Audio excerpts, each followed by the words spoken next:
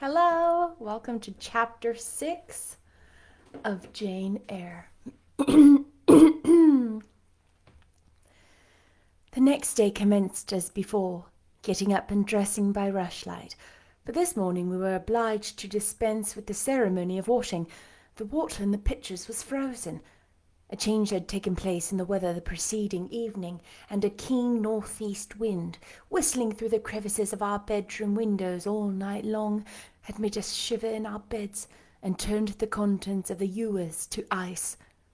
Before the long hour and a half of prayers and Bible reading was over, I felt ready to perish with cold. Breakfast time came at last, and this morning the porridge was not burnt. The quality was eatable. The quantity was small. How small my portion seemed! I wish it had been doubled. In the course of the day I was enrolled a member of the 4th class, and regular tasks and occupations were assigned. Hitherto I had only been a spectator of the proceedings at Lowood. I was now to become an actor therein. At first, being little accustomed to learn by heart, the lessons appeared to me both long and difficult. The frequent change from task to task, too, bewildered me, and I was glad when, about 3 o'clock in the afternoon, Miss Smith put into my hands a border of muslin 2 yards long, together with needle, thimble, etc., and sent me to sit in a quiet corner of the schoolroom, with directions to hem the same. At that hour most of the others were sewing likewise, but one still stood round Miss Scatcherd's chair reading, and all was quiet.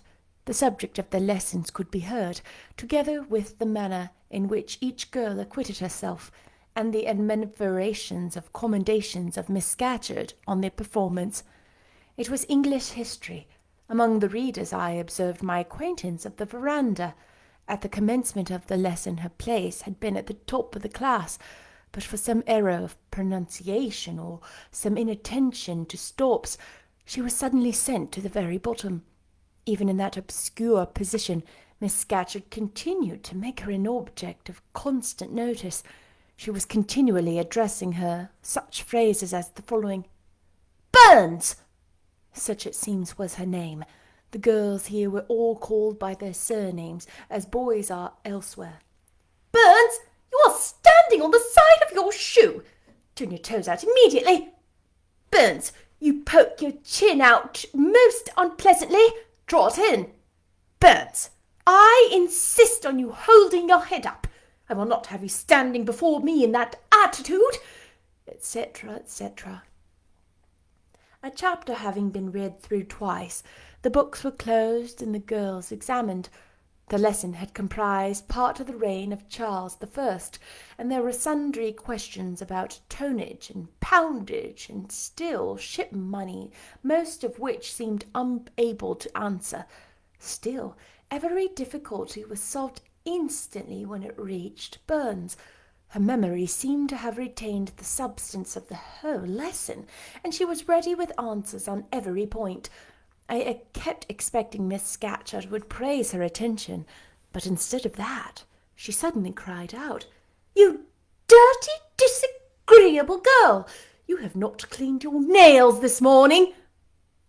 Burns made no answer. I wondered at her silence. Why, thought I, does she not explain that she could neither clean her nails nor wash her face, as the water was frozen? My attention was now called off by Miss Smith desiring me to hold a skein of thread. While she was winding it, she talked to me from time to time, asking whether I had ever been at school before, whether I could mark, stitch, knit, etc., till she dismissed me. I could not pursue my observation on Miss Scatcherd's movements. When I returned to my seat, that lady was just delivering an order of which I did not catch the import, but Burns immediately left the class, and going into the small inner room where the books were kept, returned in half a minute, carrying in her hand a bundle of twigs tied together at one end. This ominous tool she presented to Miss Scatcherd with a respectful curtsy.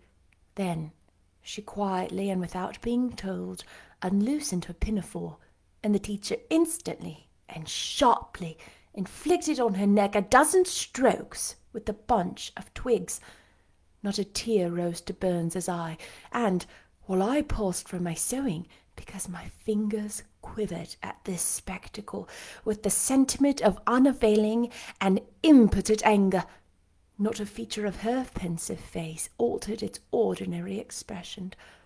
"Hardened girl!" exclaimed Miss Scatcherd. "Nothing can correct you of your slatternly habits. Carry the rod away." Burns obeyed. I looked at her narrowly as she emerged from the book-closet. She was just putting back her handkerchief into her pocket, and the trace of a tear glistened on her thin cheek. The play hour in the evening I thought the pleasantest fraction of the day at Lowood. The bit of bread, the draught of coffee, swallowed at 5 o'clock, had revived vitality, if it had not satisfied hunger. The long restraint of the day was slackened. The schoolroom felt warmer than in the morning, its fires being allowed to burn a little more brightly, to supply in some measure the place of candles not yet introduced. The ruddy gloaming, the licensed uproar, the confusion of many voices gave one a welcome sense of liberty. On the evening of the day on which I had seen Miss Scatcherd flog her pupil Burns, I wandered as usual among the forms and tables and laughing groups without a companion, yet not feeling lonely. When I passed the windows, I now and then lifted a blind and looked out. It snowed fast. A drift was already forming against the lower panes. Putting my ear close to the window, I could distinguish from the gleeful tumult within the disconsolate moan of the wind outside. Probably if I had lately left a good home and kind parents, this would have been the hour when I should most keenly have regretted the separation. That wind would then have saddened my heart. This obscure chaos would have disturbed my peace. As it was, I derived from both a strange excitement, and reckless and feverish. I wished the wind to howl more wildly, the gloom to deepen to darkness, and the confusion to rise to clamour.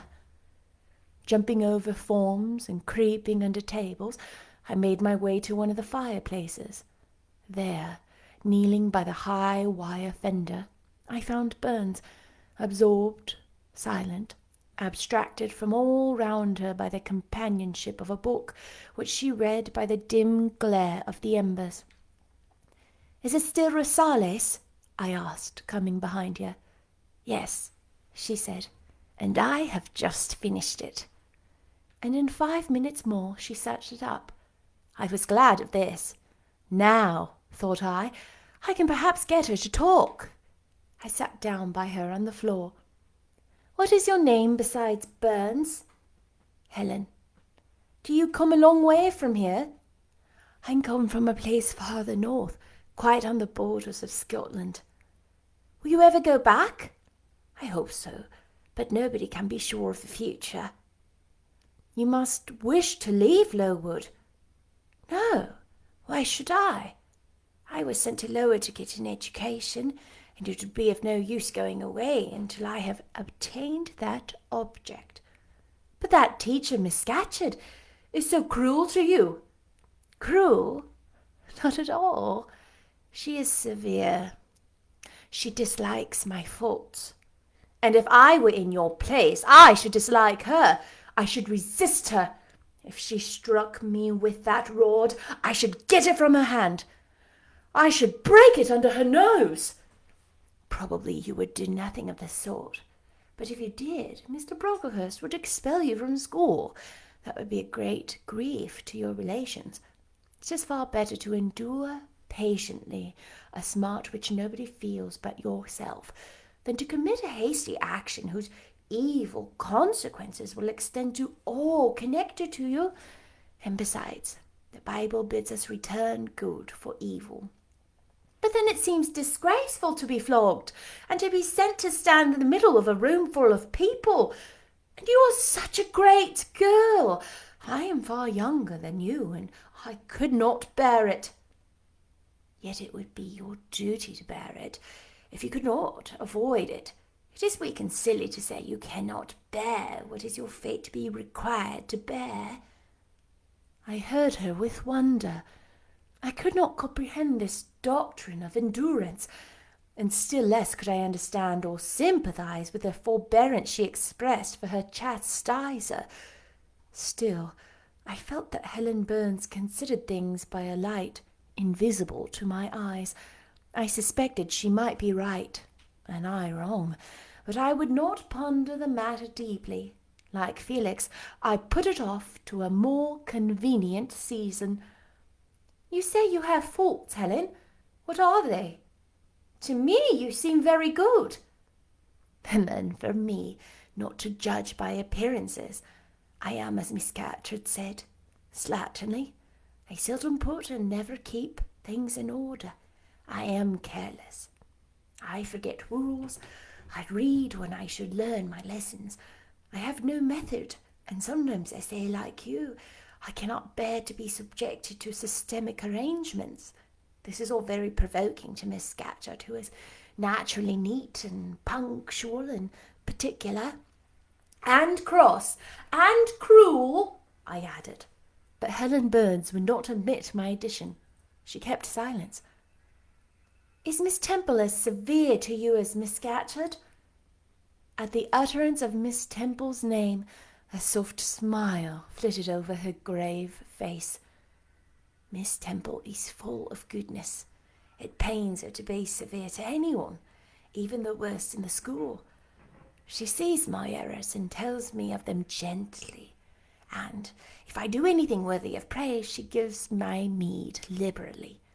One strong proof of my wretchedly defective nature is that even her expostulations, so mild, so rational, have not influence to cure me of my faults, and even her praise, though I value it most highly, cannot stimulate me to continued care and foresight."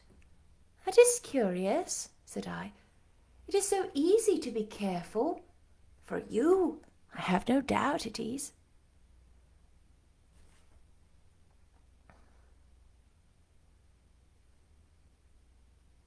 "I observed you in your class this morning, and I saw you were closely attentive." "For you, I have no doubt it is. I observed you in your class this morning, and saw you were closely attentive.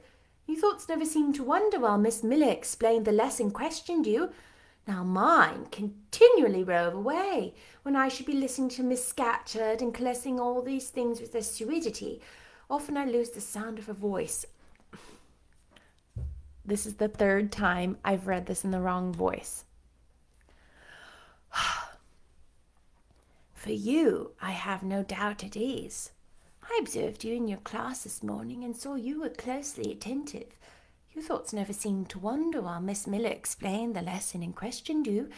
Now mine continually rove away, when I should be listening to Miss Scatcherd and collecting all she says with assiduity.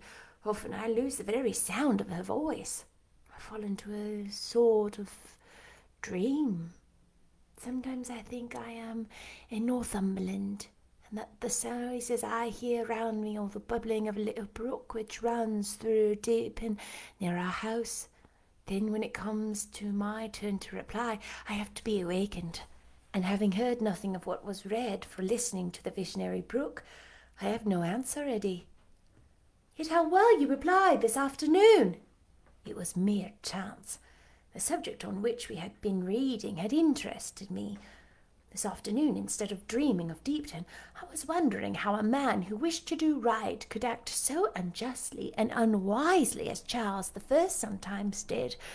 I thought what a pity it was that, with his integrity and conscientiousness, he could see no farther than the prerogatives of the crown. If he had but been able to look at a distance and see how what they call the spirit of the age was tending. Still, I like Charles. I respect him. I pity him. Poor murdered king. Yes, his enemies were the worst. They shed blood they had no right to shed. How dared they kill him?" Helen was now talking to herself. She had forgotten I could not very well understand her. that I was ignorant, or nearly so, of the subject she discussed. I recalled her to my level. And when Miss Temple teaches you, do your thoughts wander then? No, certainly not often, because Miss Temple has generally something to say which is newer than my own reflections. Her language is singularly agreeable to me, and the information she communicates is often just what I wish to gain. Well, then, with Miss Temple you are good.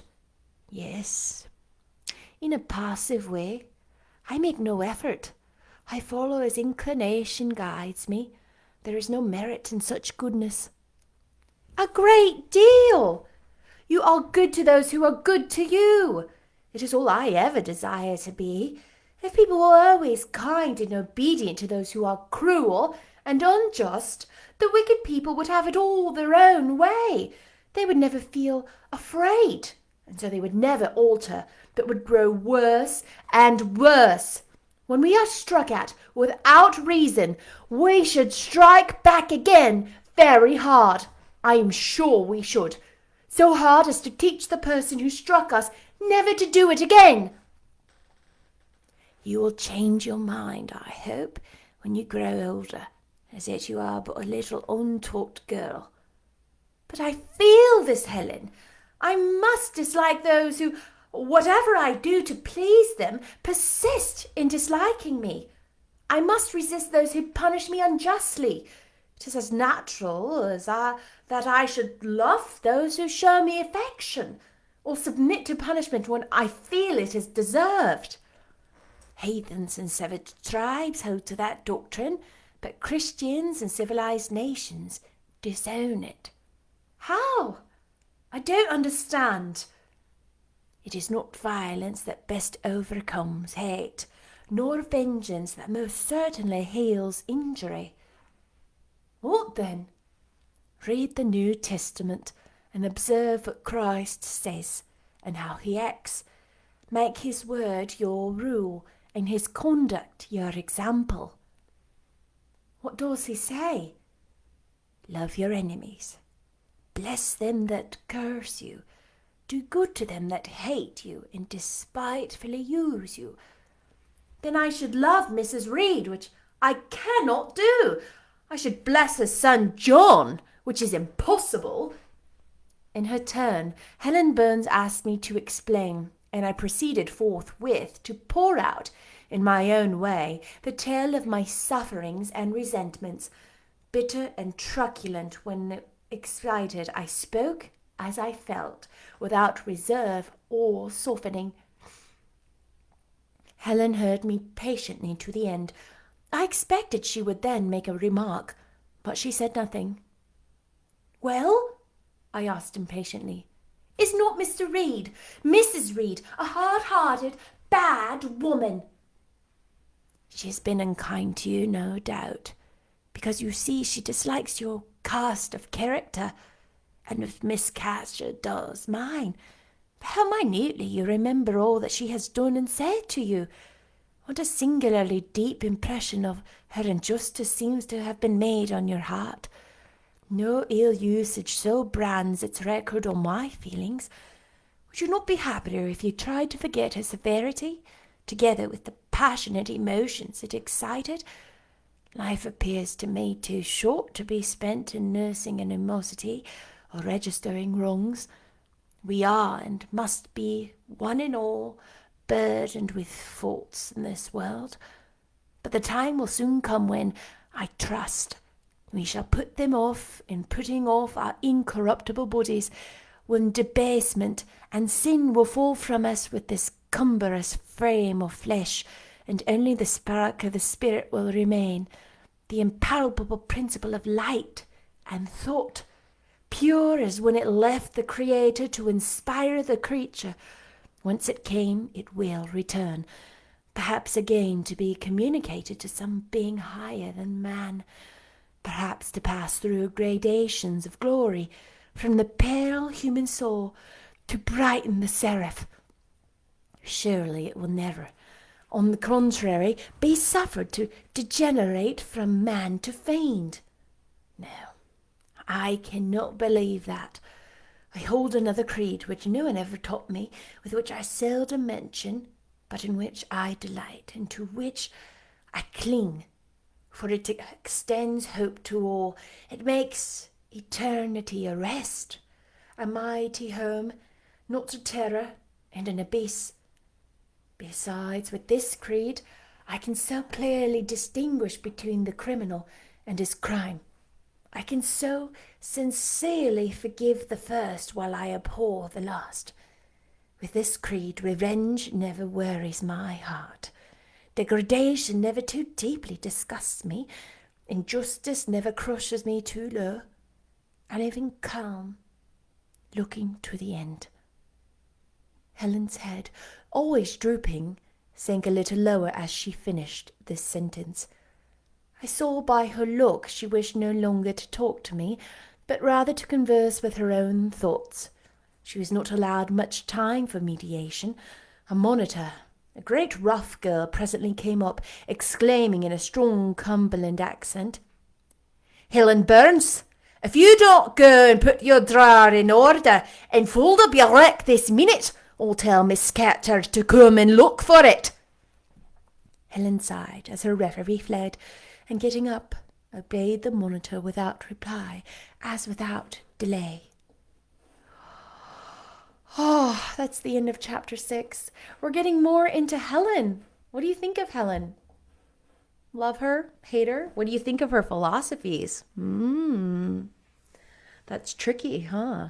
It's such a hard balance to not be full of anger in your heart for the things that people do to you, but also to have boundaries and to hold people accountable. Tricky. Sorry for all my mistakes today.